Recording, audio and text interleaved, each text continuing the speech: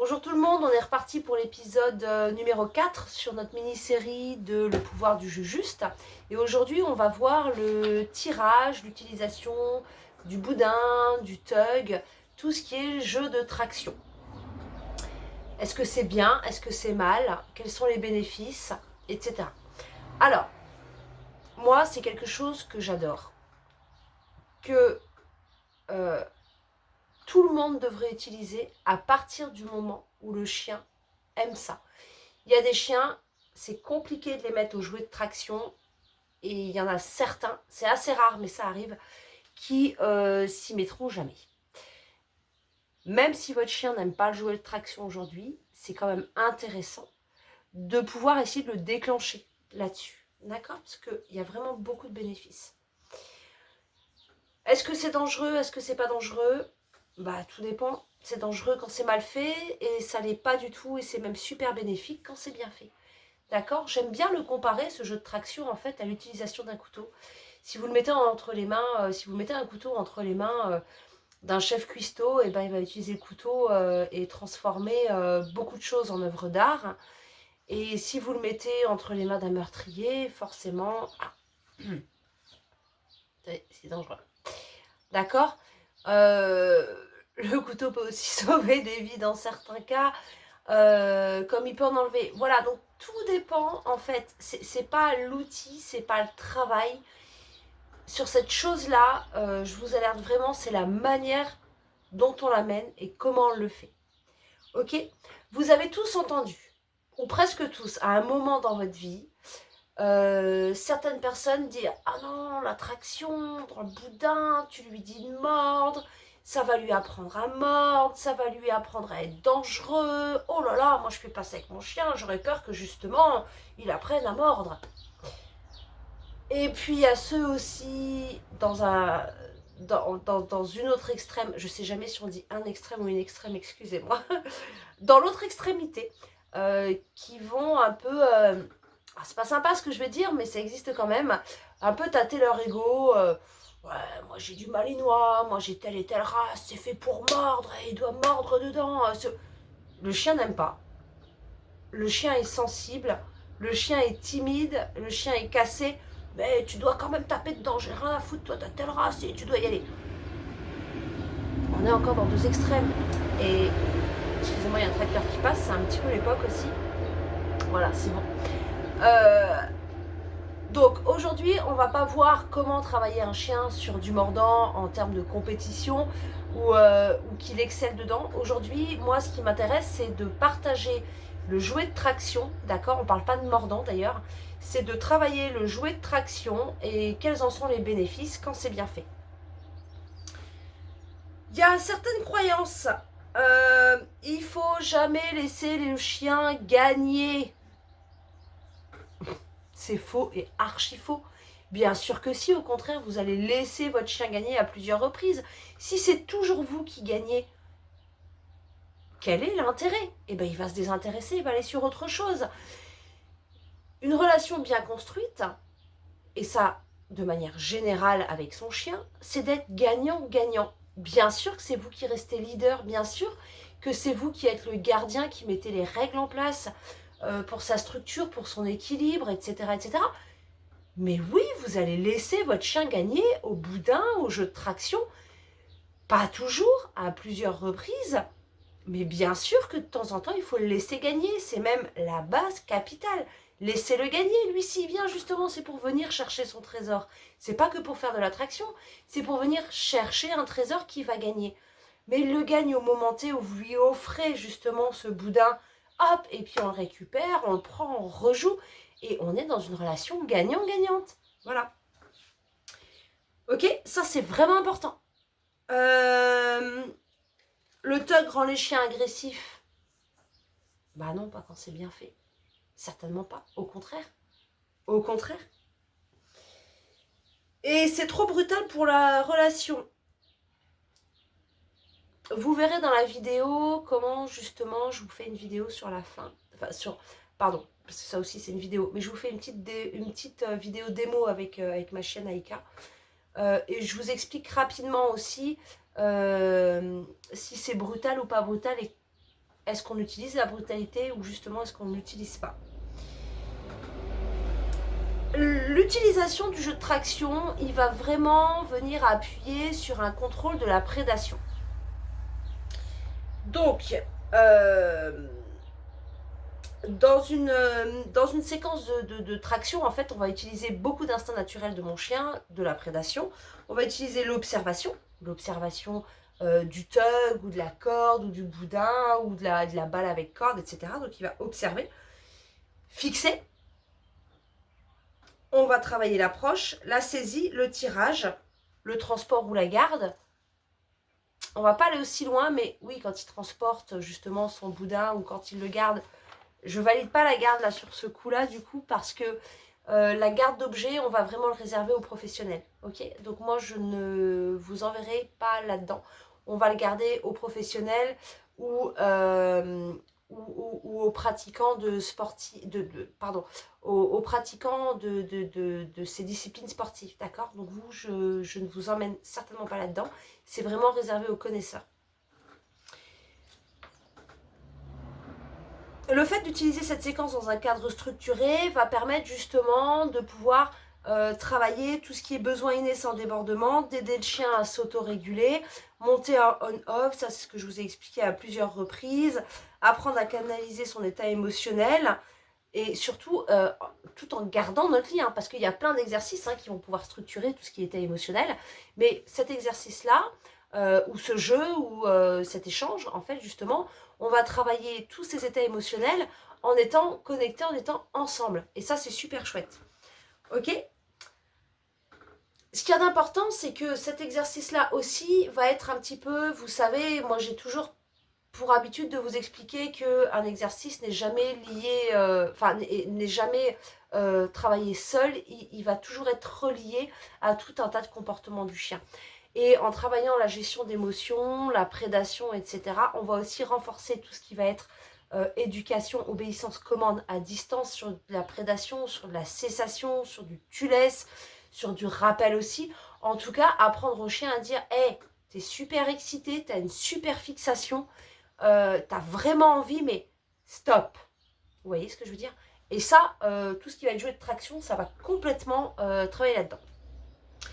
Donc comment bien jouer avec le tug? On va faire une invitation claire. Vous allez voir que moi dans la vidéo démo que je vous fais, je vous explique ça aussi. Moi j'ai un mot-clé systématiquement. Donc déjà, l'objet de traction est inactif, d'accord? À partir du moment où il devient actif, c'est que mon chien doit ou peut aller dedans.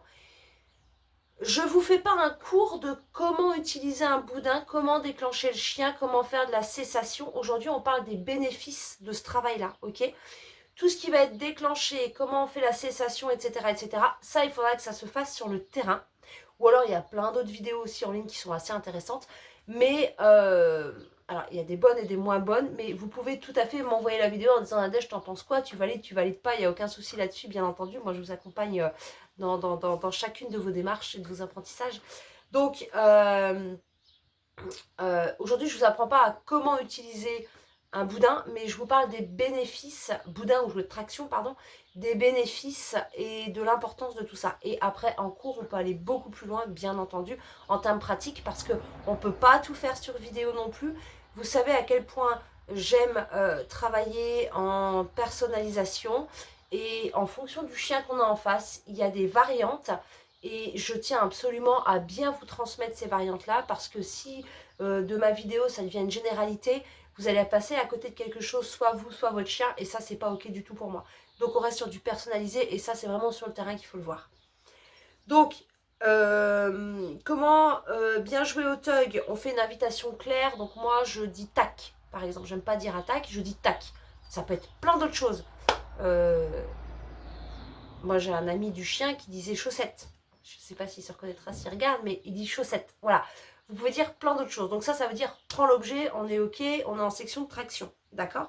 Qui n'a rien à voir avec le prends simplement en gueule, reste calme. Là, c'est tac, c'est ok. On va dedans et il va y avoir de la traction, mon loup. On va s'exciter, ça va être génial, d'accord?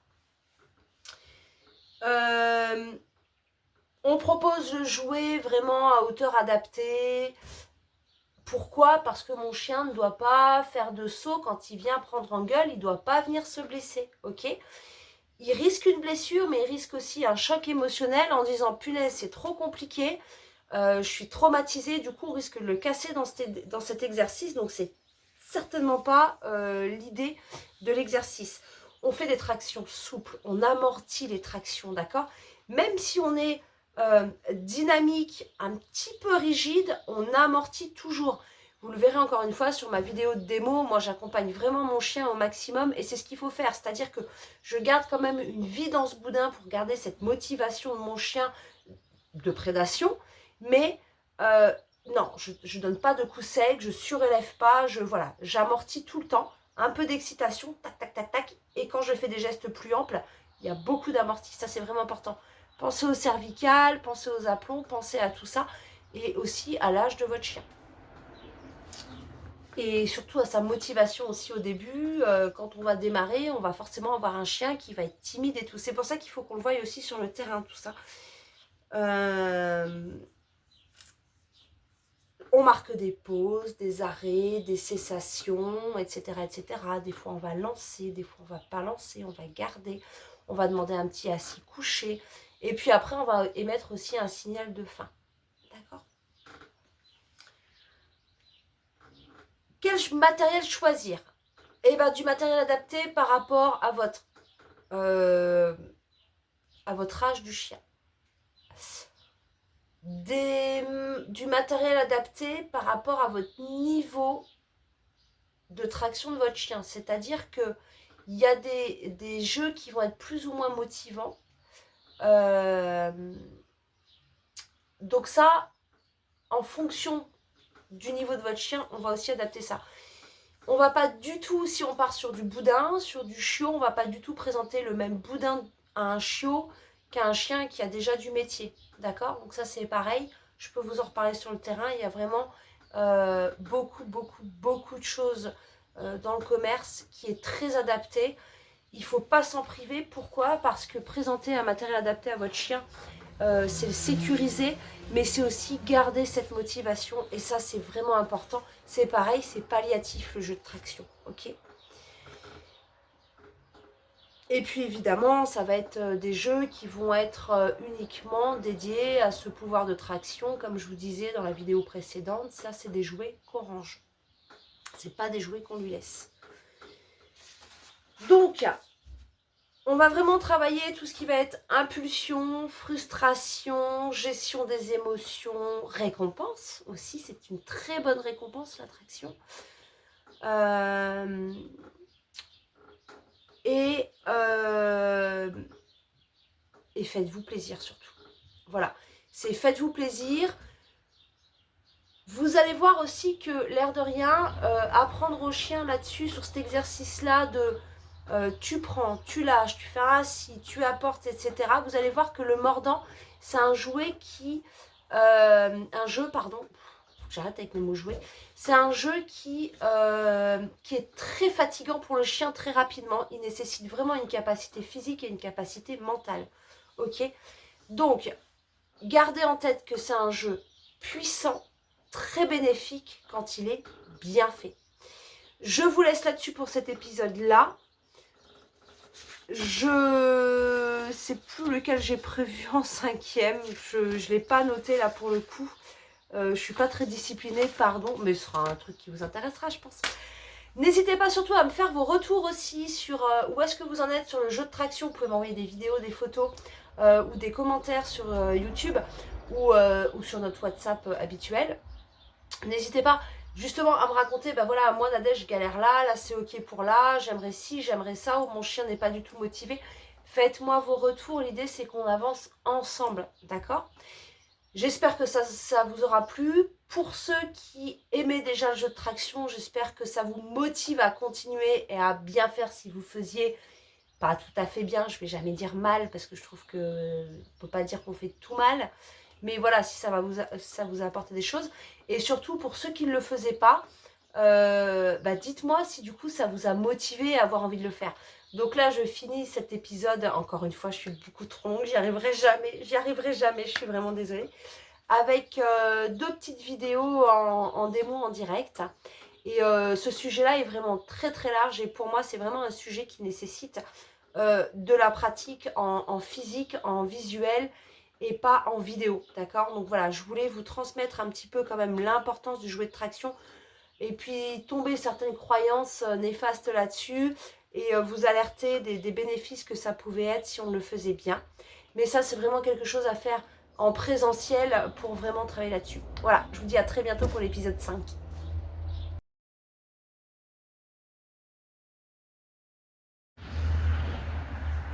Hey, coucou tout le monde. Alors oui, je suis pieds nus. Pour la simple et bonne raison, c'est qu'il fait chaud. J'étais en claquette et j'ai vraiment une flemme de remettre des chaussettes, des chaussures. Donc c'est à mes risques et périls. T'es impatiente toi? Allez, on y va. Viens. Viens.